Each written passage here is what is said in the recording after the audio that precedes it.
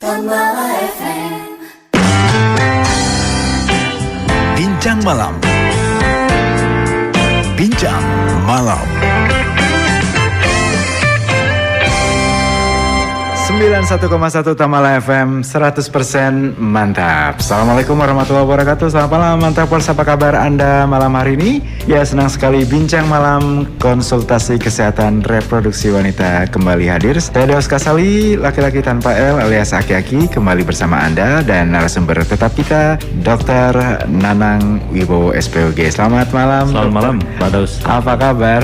Alhamdulillah. Baik, Mantapers, kita malam hari ini akan memperbincangkan sebuah topik yang selalu dihadapi oleh kaum perempuan, yaitu mengenai nutrisi yang harus diperhatikan oleh ibu hamil. Ya, kita berbicara bahwa kondisi seorang ibu yang sedang hamil dengan ibu-ibu normal tentu berbeda, Dok, ya.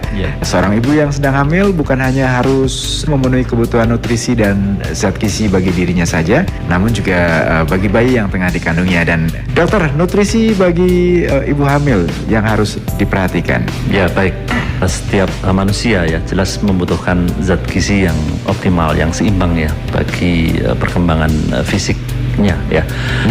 Nah, yang terutama yang kita perlu perhatikan pada ibu hamil ya, bahwa ini berbeda dengan pada mereka yang tidak hamil ya. Ibu hamil ini dia yang pertama adalah ada janin ya yang di dalam rahimnya yang senantiasa membutuhkan asupan gizi yang baik ya untuk perkembangan optimal bagi dirinya. Ya, jelas itu perbedaannya. Kemudian ada juga plasenta ya, atau ari-ari ya atau bali ya, yang dalam perkembangannya juga membutuhkan gizi juga ya. Kemudian rahim wanita akan mengalami perkembangan yang sangat pesat ya, dari sebesar telur ayam itu bisa mencapai 1000 kali lipat ya ukurannya. Ini juga butuh nutrisi ya. Kemudian payudara ya mengalami pembesaran, juga kesiapan untuk menyusui nanti. Kemudian kenaikan metabolisme pada seorang ibu hamil ini juga membutuhkan nutrisi yang cukup ya. Volume darah meningkat, cairan tubuh meningkat, kemudian lemak juga.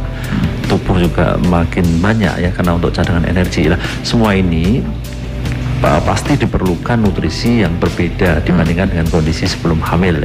Nutrisi ini mencakup karbohidrat, ya, protein, lemak, multivitamin dan mineral ya.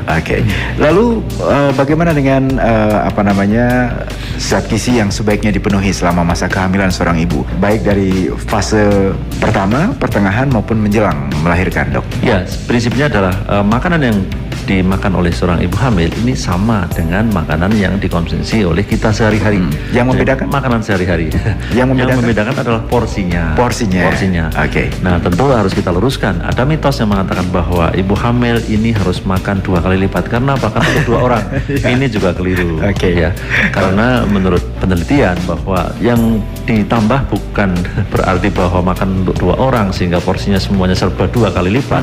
Ini malah nanti terjadi gizi lebih. Seperti contohnya adalah kebutuhan kalori ya. Kalori dari 2000 kilokalori sehari pada wanita yang tidak hamil, ini ada kenaikan 300 kilokalori atau 2300 kalori ya. Jadi hanya sekitar 30% saja. Kemudian kebutuhan protein juga begitu, dari 55 gram nih contoh saja ya menjadi 65 gram. Jadi hanya sekitar 10 gram saja. Lemak juga begitu. Ada kenaikan ya? Ada kenaikan. Tetapi tidak terlalu besar.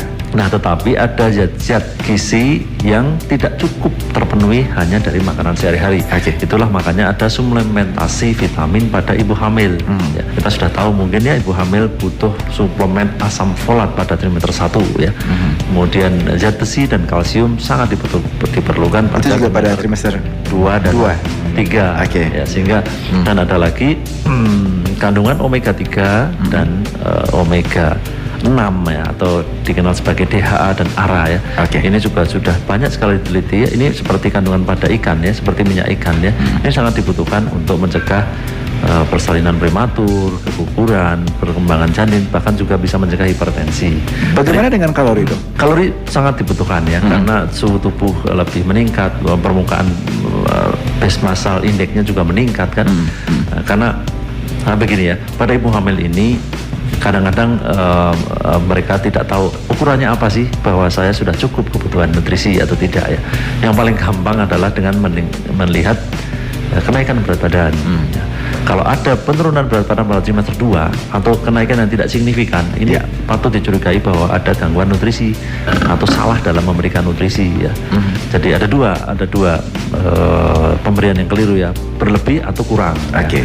Berlebih tentunya kenaikan yang sangat berlebihan ya. Dan itu juga membahayakan janin. Membahayakan janin. Okay. Kalau kurang juga sama. Kalau kurang nutrisi, bahayanya apa? Bahayanya adalah risiko keguguran meningkat. Atau cacat mungkin. Enggak. Ya, kalau kekurangan gizi itu terjadi pada trimester 1. Ya, jadi cacat itu ada yang mayor, yang mayor itu biasanya pada organogenesis ya. Kalau trimester 2 tidak, tetapi pertumbuhannya tidak optimal atau IUGR, intrauterine growth restriction ya, atau gangguan tumbuh kembang ya pada janin. Ada risiko keguguran, anemia pada ibu ya karena dia kekurangan asupan zat besi misalnya ya. Anemia ini juga akibatnya sangat panjang, baik pada masa kehamilan maupun persalinan dan menyusui. Pada kehamilan misalnya mudah lelah ya, kemudian tumbuh kembang janin tidak optimal, kemudian ketika persalinan juga ada ancaman perdarahan pasca salin ya, kemudian ada ancaman kegagalan memasuki skala 2 persalinan, inersia uteri misalnya, gangguan banyak sekali ya. Ya, artinya tiap trimester berbeda-beda dok, dari trimester pertama, kedua dan ketiga, kebutuhan dan porsinya berbeda ya? Berbeda. Oke. Bagaimana dengan vitamin ketika seorang perempuan tengah hamil, saya ingin janin dalam kandungan saya itu akan tumbuh dengan baik, apakah itu giginya, kemudian pertumbuhan tulang, kemudian juga mata dan rambut, apakah itu juga dipengaruhi oleh asupan vitamin yang masuk saat si ibu itu tengah hamil? Iya, tepat sekali ya. Karena begini, karena kalau pada seorang wanita hamil ya, ternyata dia kekurangan zat-zat gizi, contohnya adalah kalsium ya, untuk pertumbuhan tulang-tulang dan calon gigi pada janin ya, itu dia akan mengambil cadangan kalsium pada ibunya. Sehingga tidak heran kalau kita lihat ada ibu hamil yang kekurangan kalsium, kemudian terjadi pengeroposan tulang, risiko patah tulang meningkat pada ibu hamil. Ini akibat dari kurangnya asupan kalsium ya, karena janin terpaksa mengambil cadangan kalsium dari ibunya. Ya, sehingga nutrisi kalsium ini wajib diberikan ya, kalsium, zat besi, kemudian asam folat pada trimester 1 dan omega 3 dan omega 6 ya, ini suplementasi saraf ya, jadi untuk perkembangan otak dan sudah memang akhir-akhir ini sudah banyak dilakukan penelitian bahwa ini bisa mengurangi risiko persalinan prematur ya, risiko keguguran dan risiko kurang berat badan lahir rendah ya, juga bisa mencegah terjadi hipertensi pada kehamilan. Baik, bagaimana dengan air putih dok? Saya pernah mendengar bahwa kebutuhan ibu hamil air putihnya lebih banyak, cepat haus gitu, tapi berasa kembung juga perutnya kalau terlalu banyak minum air putih. Bagaimana itu? Ya, kebutuhan air sebenarnya tidak hanya didapat dari air ya, dari makanan juga bisa, dari buah-buahan, dari sayuran juga mengandung air ya. Kebutuhannya 2 liter dalam satu hari ya, 2000 ml ya, kebutuhan cairan ya. Tapi itu tidak mutlak dipenuhi dengan minum saja. Kalau minum saya kira mudah kembung. Dia bisa didapatkan dari sayuran ya, dari sayuran, makanan sehari-hari ya, dan buah gitu ya, buah-buahan ya. Dengan kecukupan cairan juga akan memperbaiki sirkulasi ya, metabolisme juga akan bagus ya. Jadi prinsipnya adalah sebenarnya tidak terlalu sulit ya, makanan sehat sehari-hari saja, apa yang kita makan sehari-hari dengan variasi tentunya. Ya, buah juga bervariasi, semakin bervariasi semakin kecukupan gizi akan semakin terpenuhi di sana ya. Dan ditambah sedikit porsinya gitu aja. Baik, kalau tadi nutrisi yang harus diperhatikan oleh ibu hamil, nanti juga Mantabers bisa bertanya apapun itu ya, jangan lupa sampaikan secara detail dan lengkap nama dan usia Anda. Saya nanti akan bertanya adakah pantangan bagi ibu hamil, makanan atau minuman atau beberapa makanan di saat lain yang harus dihindari, adakah itu? Jawabannya saat lagi, tetap di Bincang Malam Tamala FM. Bincang Malam.